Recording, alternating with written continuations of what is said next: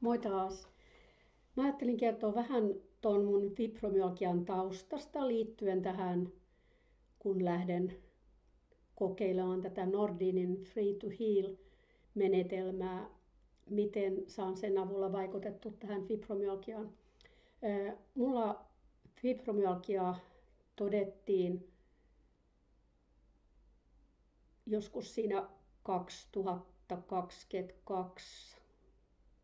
Ja se sai alkunsa siitä, että mulle aloitettiin korkeaseen kolesteroliin statiinilääkitys rosuvastatin elokuussa 2021.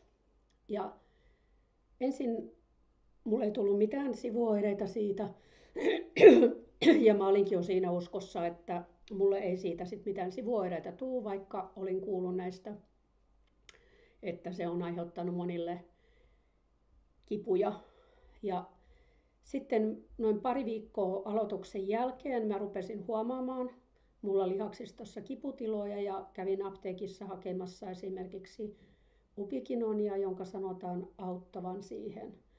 Mutta sitten oli kulunut semmoinen pari viikkoa, muistan vielä kun istuin junassa, mulla oli niin järkyttävät ne kivut kaikkialla lihaksistossa päälaista varpaisiin asti, semmoinen niin hirvittävä polte. Mä pelästyin ensin, ja sitten mut tulikin mieleeni, että pitääkö mun saada ambulanssi tai jotain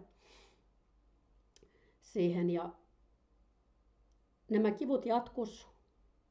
Ei kuitenkaan silloin mitään ambulanssia lähtenyt soittamaan.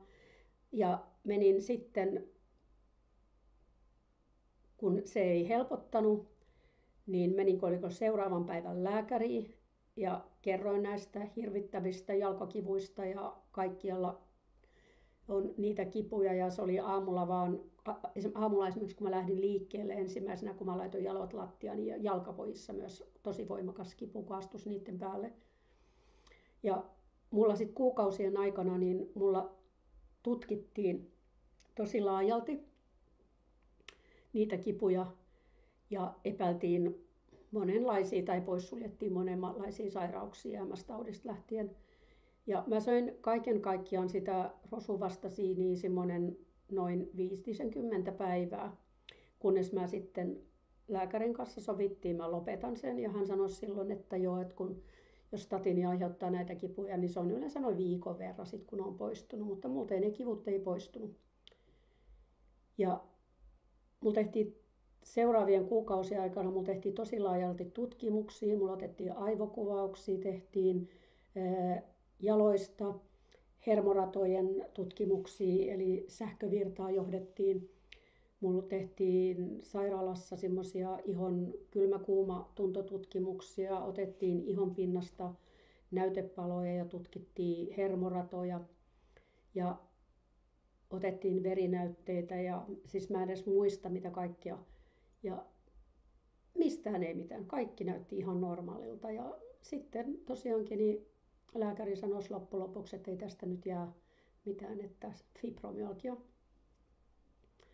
Ja siinä alkuvaiheella mä yhdessä vaiheessa niin mä kokeilin yhtä semmoista lääkettä, mitä käytetään fibromyalgiaan, mutta mulla oli ne sivuoireet, tuli sitten semmoista, en toista kertaa kokeillut, että se oli yksi lauantaipäivä, kun mä yhden aikaan suurin piirtein päivällä otin sen, niin seuraavana päivänä illalla vasta mä pääsin sängystä ulos, mulla tuli niin järkyttävä pahoinvointi siitä, että en mä pystynyt nousemaan juuri muuta kuin vessaan. Ja sen jälkeen, kun ne kivut alkoi, niin yhtään kivutonta päivää ei ole ollut, että se kylläkin aaltoilee eri paikoissa. No, joka päivä se on jaloissa varmaan siksi, koska jalkojen päälläkin seistään, mutta se voi olla kämmenissä vaikka niin, että kämmenet sattuu, kun pitää vaan puhelinta kädessä. Se vaihtelee tosi paljon, mutta fibromyalgiasta sehän oli aikoinaan vähän roskakorisairaus, mikä annettiin diagnoosi, sit, kun ei muuta löytynyt, mutta siitä sanotaan myös, että se olisi tämmöinen aivojen vähän tämmöinen niin kuin virhetulkinta kipua kohtaan ja että sen voi laukasta tai että se on niin kuin herkistynyt tämmöinen reaktio kivulle ja sen voi laukasta esimerkiksi joku pitkäkestoinen stressi tai trauma tai vaikea kiputila, tämmöinen. Ja ehkä mulle sitten niin lääkärikin meinasi, että se statini, joka aiheutti niin voimakkaat ne kivut, niin se sitten laukasi sen. Ja sitten kun mä ajattelen, että se on tämmöinen, niin kuin lasketaan vähän, että se on vähän sellainen aivojen virhetulkinta, niin mä ajattelin myös sitä, kun tuohon Maria Nordinin kirjaan tutustuin, että fibromyalgia voisi olla aika oiva oireisto lähteä kokeilemaan Frito Heal-menetelmää. Ja itse asiassa se aika, mitä mä jo tuossa eka-videossa kerroin, että mä hiukan sitä muutamia kuukausia kokeilin, niin mä huomasin sillä jo hyvin vaikutuksia siihen varsinkin siihen omaan mieleen, miten mä oppisin ajattelemaan, kun mä tunsin jonkun oireen, miten mä oppisin ajattelemaan sit eri tavalla, että normaali, sehän on mulla ja ihmisille yleensäkin hyvin normaalia, että kun tulee joku oire, joka ei helpotu, niin sitä alkaa seuraamaan, siitä huolestuu, sitten alkaa monesti rakentamaan päässään kaikkia kauhukuvia, että on jo jostain ties mistä sairaudesta ja vakavasta sairaudesta kysymys, ja sitten siitä rakentuu semmoinen kierre itselle, että sitä luo sitä niin kuin kauhukuvaa ja pelkoa ja kietoutuu siihen semmoiseen, ja sitten kun ne kivut on jatkuvia, niin kuin fibromyalgiassa on, niin siitä helposti rakentuu semmoinen tosi syvä kierre, mistä on taas vaikea päästä. Että se on semmoinen, mulla ainakin se jaksottelee ne kivut, vaikka ne on aina. Ja jos mä ajattelen Nordinin kirjaa, niin siellähän puhutaan tämmöisestä tarinaminästä ja rooliminästä. Ja mun oli ainakin tosi helppo tunnistaa itsessäsi se tarinaminään liittyvä ongelma, että siinä on ihan sellaiset siihen liittyvät harjoituksetkin, jotka oli tosi mielenkiintoista tehdä.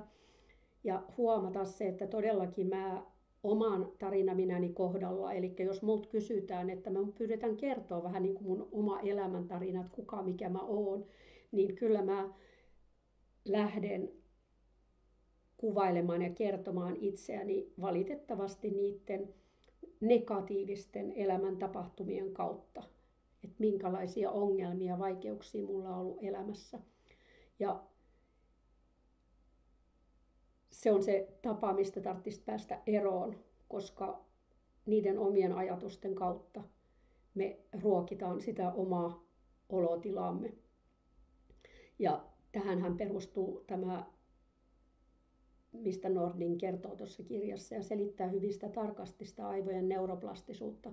Tähänhän perustuu myös se, että jos ajattelee ihminen vammautuu jossain vaikka auto-onnettomuudessa ja menettää jotain kykyjään tai halvauksen tai jonkun vuoksi ja on mahdollisuus harjoitusten kautta palautua niistä, niin siinä on myös, että aivot neuroplastisuuden kautta oppii uusia toimintamalleja, vanhoja tapoja uudelleen, esimerkiksi kävely tai puhetta tai tämmöisiä. Se liittyy just aivojen neuroplastisuuteen ja siihen, miten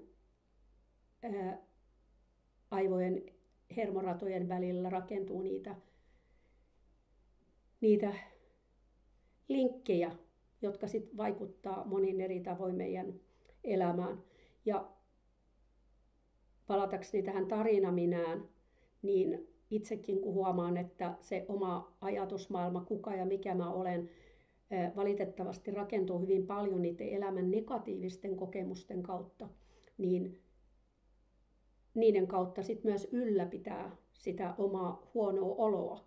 Että siksi se olisi todella tärkeää saada se oma ajatusmaailma muuttumaan, nähdä ne oireet eri tavalla, jotta ne ei luo sitä, eikä lietso itse sitä pelkoa ja kauhua ja ala rakentamaan itselleen kaikennäköisiä kauhukuvia. Ja siihen tosiaankin ne harjoitukset, mitä mä ehtisin tekemään, niin auttoi todella paljon. Ja nyt sen takia mä haluan lähteä uudelleen kokeilemaan sitä, enkä niin, että mä jättäisin taas se siihen, kun tilanne hiukan paranee, vaan mä pyrkisin viemään sen niin pitkälle sen asian, että siitä tulee mun uusi elämäntapani, joka pysyy. Ja miten se lähtee vaikuttamaan ei vaan mun tämmöisen niin kuin henkiseen oloon ja siitä, miten mä suhtaudun asioihin, vaan vaikuttaako se myös ja millä tavalla mun fyysisiin oireisiin. Mutta aika näyttää ja itsekin ihan hirveän innostuneena nyt ja uskon ja toivon, että nyt mä jaksan pysyä tällä tiellä ja nähdä, mitä se saa aikaan.